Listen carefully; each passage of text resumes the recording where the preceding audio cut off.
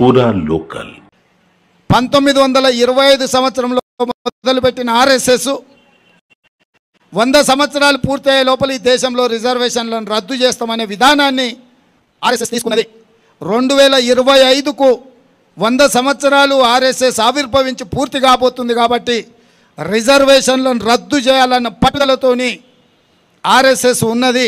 అమిత్ షా గారు సిద్దిపేటలో మాట్లాడినటువంటి మాటలను వక్రీకరిస్తూ వాళ్ళు పెట్టినటువంటి అబద్ధపు వీడియో, ఒరిజినల్ వీడియో, ఈ రెండిటిని నేను ఇప్పుడు మీకు చూపిస్తా. దాంతో పాటు ఇంకెంత దూరం వెళ్ళినరో కూడా మేము చూపిస్తాం మీకు.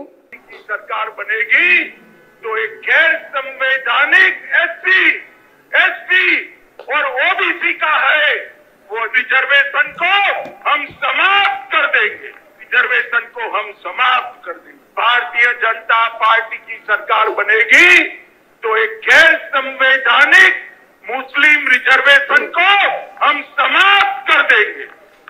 ये अधिकार तेलंगाना के एसटी और ओबीसी का है, वो अधिकार उनको मिलेगा और मुस्लिम रिजर्वेशन को हम समाप्त कर देंगे.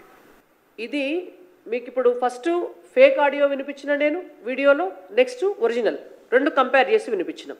తెలంగాణ కాంగ్రెస్ అఫీషియల్ అకౌంట్లో పెట్టినటువంటి వీడియో ఇది. పెట్టి ఒక 10-15 నిమిషాల తర్వాత అది మొత్తం సర్క్యులేట్ అయిన తర్వాత దాన్ని డిలీట్ చేసినారు. మేము పోలీస్ స్టేషన్లో ఎఫ్ఐఆర్ కేసు ఫైల్ చేస్తే ఎఫ్ఐఆర్ రిజిస్టర్ కూడా చేసినారు.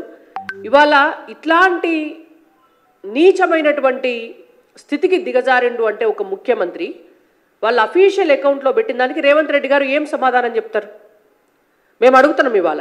అంటే మీ సోషల్ మీడియా మీ కంట్రోల్లో లేదా, లేకపోతే మీరే ఈ రాష్ట్రంలో లేని మాటలను అన్నట్టుగా చేసి ఇవాళ ఎస్సీలను, ఎస్టీలను, బీసీలను భయభ్రాంతులకు గురి చేసి ఒక అనారోగ్యకరమైనటువంటి వాతావరణాన్ని, విధ్వంసాలను సృష్టించే కుట్ర చేస్తున్నారా? చెప్పాలా రేవంత్ రెడ్డి గారు సమాధానం?